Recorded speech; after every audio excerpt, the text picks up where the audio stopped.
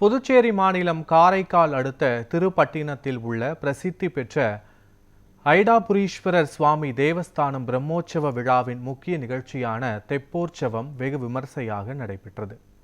தெப்போற்சவத்தை முன்னிட்டு சந்திரசேகரர் அம்பாளுக்கு சிறப்பு அபிஷேக ஆராதனையும் தொடர்ந்து ஜடாயு தீர்த்தத்தில் மின் விளக்குகளால் அலங்கரிக்கப்பட்ட தெப்பத்தில் எழுந்தருளி 3 முறை வலம் வந்து பக்தர்களுக்கு அருள் பாலித்தனர்.